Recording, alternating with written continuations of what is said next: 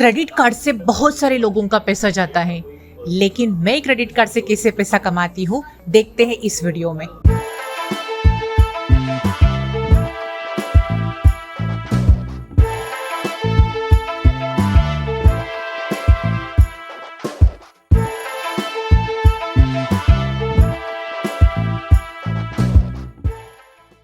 देखते हैं credit card बुरा क्यों है और अच्छा क्यों है।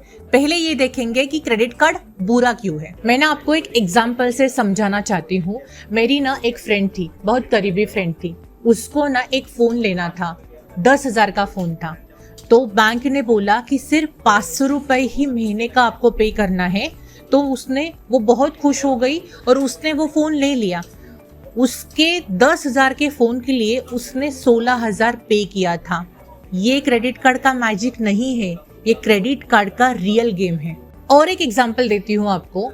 आपके क्रेडिट कार्ड का बिल आया 18,750 और बैंक ने नीचे एकदम छोटे से लेटर में लिखा मिनिमम अमाउंट ड्यू सिर्फ 950 रुपए। और आप खुश हो गए और आपने सोचा कि इतू सा चलो भर देते हैं। लेकिन यही 950 आपको पता है, ये आपको राहत नहीं, कर्ज के जाल में और भी पकड़ के रखता है। दोस्तों, ये होता है मिनिमम ड्यू का सच, जहाँ पे हम अमाउंट देखते हैं, रेट ऑफ इंटरेस्ट नहीं। दोस्तों, आपको जो कार लेते हो आप लोन पे, उसका रेट ऑफ इंटरेस्ट सालाना लगता है 8%। होम लोन के लिए आप देते हो 7 से 8% सालाना, और एजुकेशनल लोन के लिए आप अप्रोक्सीमेटली देते हो 6 to 8% सालाना, साल का, ठीक है। लेकिन क्रेडिट कार्ड के लिए आप कितना देते हो आपको पता है? 35 से 40% का rate of interest. This is really unbelievable. इन सब चीजों के लिए क्रेडिट कार्ड बहुत ही ज्यादा डेंजरस है और इसका मुझे बहुत करीब से एक्सपीरियंस भी है। आपको याद होगा वीडियो के स्टार्टिंग में ही मैंने मेरे फ्रेंड के बारे में बताया था जिसने 10,000 का फोन लिया था, लेकिन उसके लिए उसने 16,000 का रीपेमेंट किया था। उसी फ्रेंड ने क्रेडिट कार्ड का पेमेंट नहीं भरने के कारण EMI अगर आप भरते नहीं हो, या फिर अगर आप क्रेडिट कार्ड का पेमेंट नहीं करते हो, 2-3 उसका EMI अगर आप बाउंस करते हो, तो एक कलेक्टर की फौज होती है, टीम होती है, वो आपके घर पे जाती है। वो प्री पेमेंट वसूल करने के लिए, वसूली वाली टीम बोलते हैं हम उसको, राइट। तो वो टीम मेरे फ्रेंड के घर पे गई थी और मेरी फ्रेंड घर पे नहीं थी। उस टाइम उसके माँ ने मुझे फ़ोन किया और बेचारी बहुत रो रही थी। तो उसके माँ ने मेरी बात उन कलेक्टर के साथ की, मैंने बात की और जो कुछ भी अमाउंट उनका था वो मैंने उनको पे कर दिया। लेकिन सिचुएशन ऐसी है ना कि ऐसी सिचुएशन कभी भी किसी के ऊपर नहीं आनी चाहिए, क्योंकि ये चीज़ जो होती है ना, आत्मसम्मान की होती है, रिस्पेक्ट की होती है।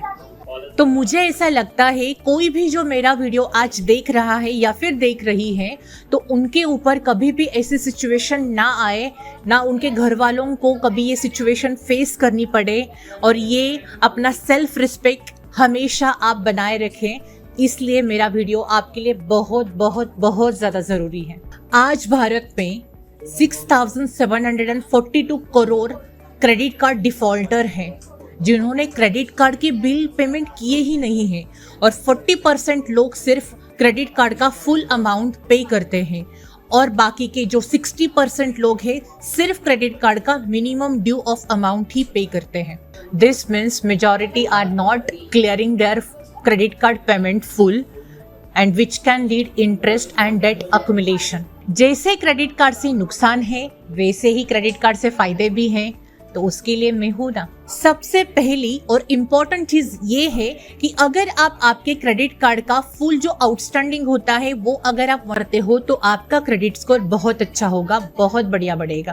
क्रेडिट स्कोर की जो स्केल होती है जनरली वो 900 तक होती है, और अगर आपका सिबिल स्कोर 750 एंड उसके ऊपर अगर होता है, तो आपका जो सिबिल स्कोर है वो अच्छा कहलाता है। तो सब अच्छे से मेंटेन करने से आपका क्रेडिट स्कोर अच्छे से बिल्ड होता है, और आपको होम लोन अगर चाहिए तो आपका होम लोन इजीली अप्रूव होता है कम रेट ऑफ इंटरेस्ट से।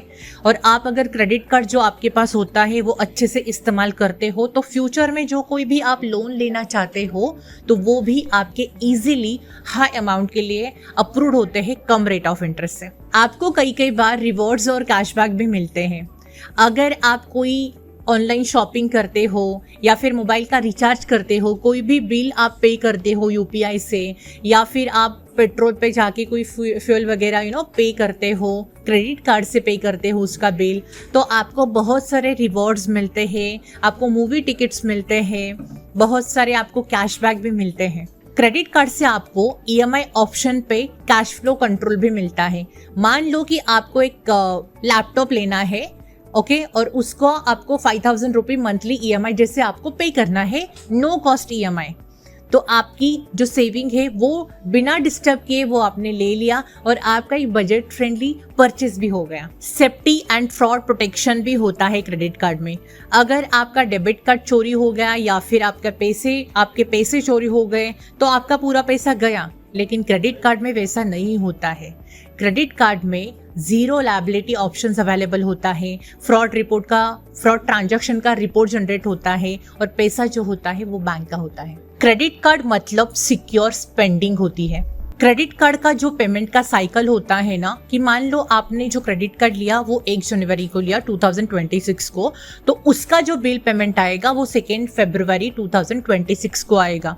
तो आपको ये 30 दिन का जो पीरियड मिलेगा ना, वो बिल्कुल भी इंटरेस्ट फ्री पीरियड मिलेगा। और उसके बाद आपको और भी 15 दिन मिलेंगे।